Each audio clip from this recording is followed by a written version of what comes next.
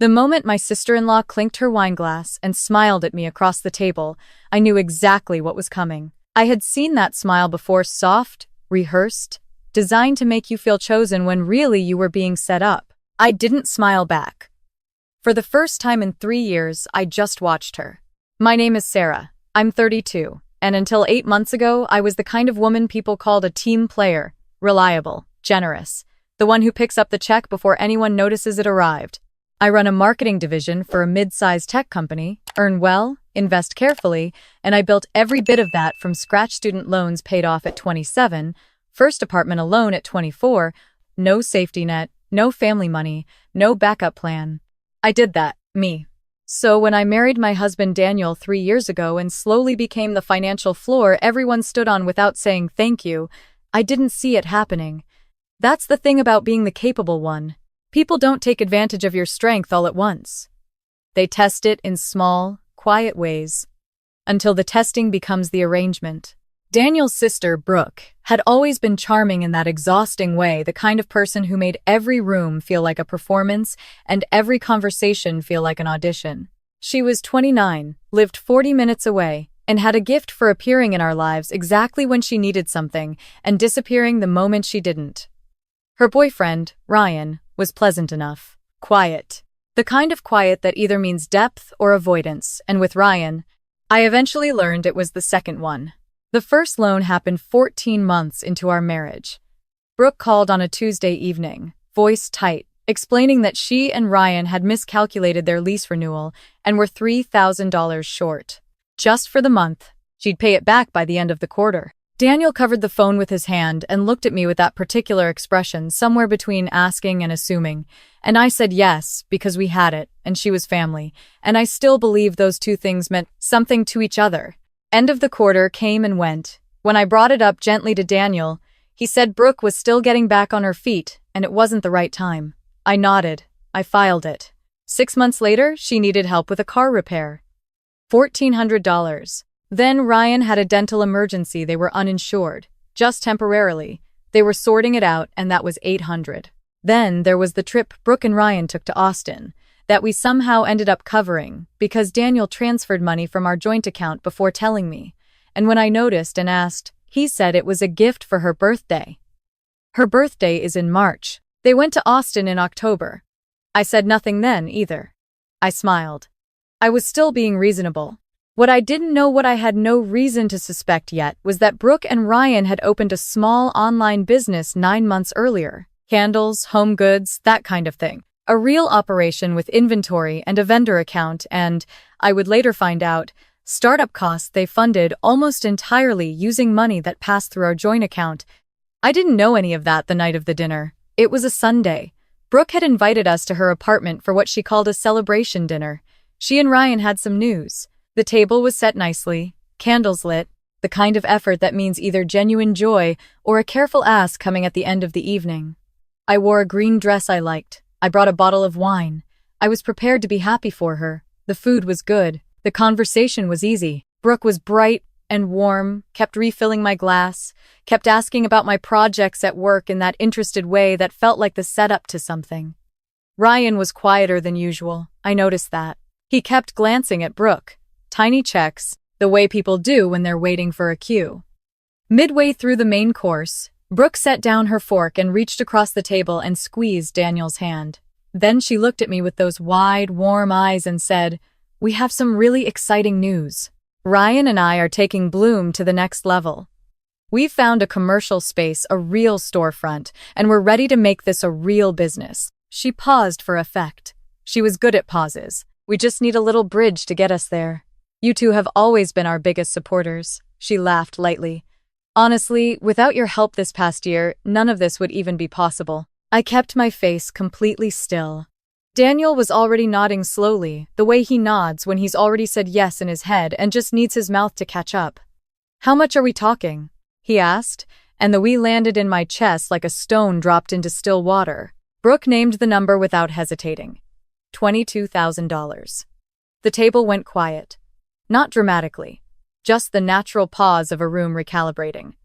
I reached for my wine glass. I took one small sip. I set it down. And then I asked, very calmly, Brooke, when you say our help made this possible, what specifically are you referring to? She blinked. Well, just the support. Being there for us. The money, I said. Not a question. Ryan shifted in his seat. Sarah, Daniel said, voice low, the warning kind. I'm just clarifying, I said pleasantly, because I want to understand exactly what we've contributed so far before we talk about contributing more. Brooke's smile stayed in place but changed shape slightly. We're so grateful for everything. That's why we wanted to ask you first. Family first, right? I smiled back. Absolutely, I said. Family first. I didn't say anything else that night about the money. I helped clear the plates. I hugged Brooke at the door. I was warm, easy, appropriate. Daniel was quiet on the drive home. He kept his hands loose on the wheel this time, which told me he already knew something was different. He said, they just need a starting push. It's not like they're asking us to fund the whole thing. $22,000, I said. It's a loan. They'll pay it back. I looked out the window at the passing streetlights. Like the 3,000? I asked. Or the 1,400? Or the Austin trip? He didn't answer. How much have we given them total, Daniel? He exhaled slowly. It's not, it adds up differently when you look at it that way. What way should I look at it? He said nothing for the rest of the drive. Neither did I. But I was already thinking very clearly, and that clarity felt strange, almost cold, because what I'd spent months calling confusion finally had a name. That night I opened my laptop while Daniel slept. I went through our joint account, every transaction for the past 2 years, and I started a spreadsheet. Just facts. Dates, amounts, payees, notes where I had them. It took me until 2 in the morning. When I was done, I had a total. It was higher than I expected. Not by a small amount. The number on the screen was just over $19,000, not counting the Austin trip or a few smaller transfers Daniel had labeled miscellaneous, in a way that had never bothered me before, but now looked different in sequence. $19,000 over 22 months. And a request for $22,000 more. I didn't close the laptop. I opened a new tab and searched for how small business startups typically get funded. Then I searched for Bloom, Brooke's business. It had an Instagram account with 4,000 followers, a Shopify store, a clean logo, product photography that looked professional. It had been operating for 9 months. Based on the pricing and the volume of posts, it wasn't failing. It was actually doing reasonably well. I stared at that page for a long time. Then I searched for what I needed to search for next. The following week, I said nothing to Daniel about the money. I was warm, present, normal. I made dinner twice. I asked about his week. I laughed at the right moments. And every evening after he fell asleep, I sat at the kitchen table with my laptop and my spreadsheet and a notepad, and I built a complete picture, methodically, without anger, the way I run a campaign audit at work, starting with data, ending with conclusions. I found the Bloom LLC registration. Brooke had formed it 11 months ago. Ryan was listed as co-owner. The registered business address was their apartment. Fine. Normal. But the formation date was 2 months before the first loan request, which meant the emergency that started all of this, the lease shortfall. The $3,000 happened the same month they were filing paperwork to launch a business. I sat with that for a long time. Then I called a financial advisor I had used once before when I was restructuring my own investments. I described the situation without names. She listened carefully and then asked a few questions I hadn't thought to ask myself. She said that gifts to individuals over a certain annual amount had gift tax implications. She said that if the money was documented as loans and never repaid, that created a different set of issues. She said if I had documentation of the transfers, I should hold on to all of it. I said I had documentation of everything. She said, good. The dinner where everything changed happened 3 weeks later. Not at Brooke's place this time, at Daniel's parents' house. His mother hosted Sunday dinners occasionally, big family affairs with his aunt and uncle and 2 cousins who all lived nearby. I had always liked those dinners. Good food, easy noise. The kind of gathering where you can disappear into helpfulness without anyone noticing you're being quiet. That Sunday, I noticed Brooke had arrived early. She and her mother were already in the kitchen when we got there, close together, voices low, and they moved apart when I walked in. His mother greeted me warmly, same as always. I smiled, said the food smelled amazing, and went to set the table. Halfway through dinner, his mother raised her glass. I knew it was coming before she spoke. I don't know how I knew some shift in posture, the way Brooke's chin lifted slightly, Ryan looking at his plate, but I knew. I just want to say, his mother began, voice full of warmth, how proud I am of Brooke and Ryan. Building something from nothing takes courage. And I want to thank Daniel and Sarah for being the kind of family who shows up when it counts. She looked directly at me when she said it, not warmly exactly, more like a point being made. It takes a generous heart to support family the way you two have. A few people murmured. His uncle lifted his glass. Brooke looked emotional, eyes bright. Daniel smiled. He actually smiled. I looked around the table. His cousin was nodding. His aunt was smiling at me like I'd done something lovely. And I understood in that moment that this had already been framed before I walked in. I wasn't a person at this table. I was a character in someone else's story. The generous sister-in-law. The lucky one with the good job. The one whose money had made Bloom possible. And I had not agreed to be that character. I had not been asked. I set my fork down. I picked up my own glass and I waited until the small wave of approval died down. Then I said, clearly and without any particular heat, I appreciate that. I do want to say, though, that I think it's important we're all on the same page about what support looks like going forward. Loans and gifts are different things, and going forward, I'd like to make sure we're treating them as such. The table went very still. His mother's smile held but thinned. Brooke looked at Daniel. Daniel looked at me with an expression I had never seen on him before, not anger exactly, more like the look of someone watching a familiar road suddenly go in an unexpected direction. Sarah, he said quietly. I'm just being clear, I said. That's all. Clarity is good for families. I picked up my fork and went back to eating. No one knew what to do with that, so eventually the conversation started again, cautious at first, then gradually normal. But something had shifted in the room and everyone felt it. In the car afterward, Daniel was tight and silent for the first 10 minutes.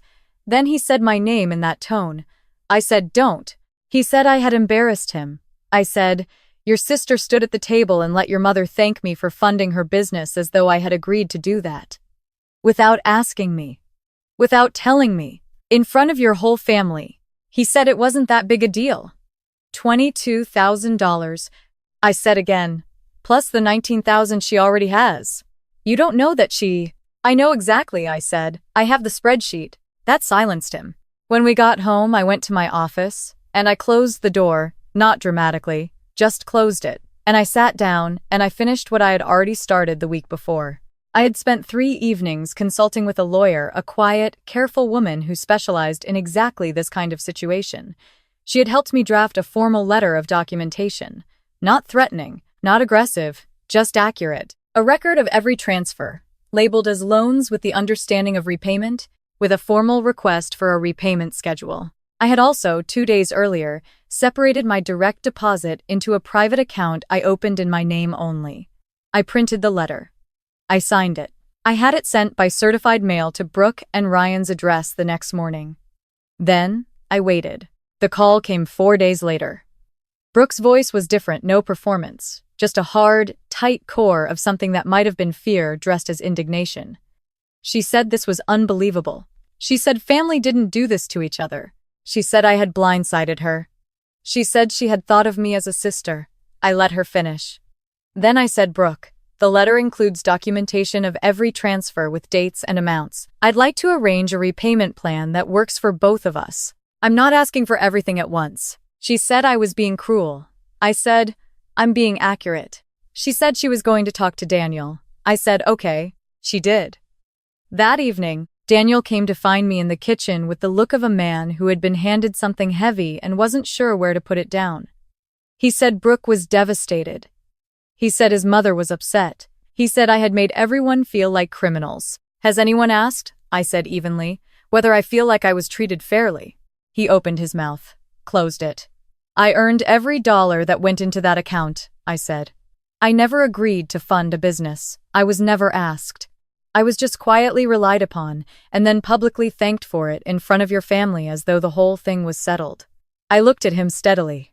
If I'm wrong about any of that, tell me now. He sat down at the table. He put his hands flat on it. And for the first time since this whole thing started, he didn't defend her. He just sat there, and I could see him turning something over slowly in his mind, Some version of events he had been holding that was not holding up under examination. After a long moment, he said, "I didn't know she used all of it for the business." "I know you didn't," I said. "I believe that. But you still did this without telling me." "I told you at dinner," I said. "I told you in the car. I warned you, Daniel. I warned you twice before I took any action." He was quiet for a long time. Then the accountant's email arrived. I hadn't expected this part, neither had Brooke. When my lawyer had requested documentation for the repayment letter, she had noted something I hadn't spotted in my own research, that the amounts transferred bore a specific pattern that overlapped with quarterly inventory purchases Bloom had made according to their public order history. The loans, documented and unrepaid, and the business's own purchase records told a coherent story that had specific implications for how Bloom had been reporting its startup costs. The accountant Brooke had used was not thorough. That's a gentle way to put it.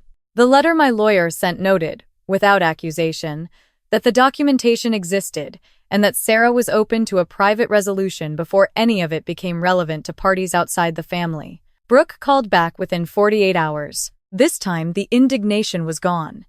She asked if we could meet in person. We met at a coffee shop, just the two of us. She looked like she hadn't slept. Ryan hadn't come, which I noted. She sat across from me with her hands around a coffee cup, and for a moment she just looked at me. "You could have just said something," she finally said. "You could have just told me you were uncomfortable." "I did," I said. "At the dinner. You weren't listening." She looked down. "I didn't think you'd actually do all this." "I know," I said simply. She asked if there was a way to settle this without she paused here without making it bigger. I said yes. I said I had always preferred that. I handed her a one-page repayment proposal. Reasonable amounts, reasonable timeline, no interest, just return of what was lent. She took it. She read it. She nodded once. Repayment began the following month. Automatic transfer, every 30 days, exactly the agreed amount. Not a day late, not a dollar short. Daniel and I had several long conversations over the weeks that followed. Honest ones, not easy. He acknowledged that he had been navigating between Brooke and me in a way that protected Brooke at my expense. He said he hadn't seen it clearly until I laid it flat. I believe him. I also know that belief doesn't erase what happened, it just tells me who I'm working with now. My private account stayed open. Not as a statement, not as punishment, just as mine. I stopped being the kind of generous that comes from having no word for no. I stopped letting family feel like a reason to not keep records. I learned that support and exploit are wally. I saw it in my Instagram Explore feed a few weeks ago. Brooke posted a photo of their storefront finally open. A clean little shop with warm lighting and neat shelves. It looked good. She tagged Ryan and captioned it, "We built this." I looked at it for a moment. Then I kept scrolling. My money, my records, my account, my rules. Not because I stopped caring about family. Because I finally started caring about myself with the same seriousness I had always given everyone else. And the moment I did, everything became very simple. Silence used to be how I kept the peace. Now it's just something I choose when I have nothing left to prove.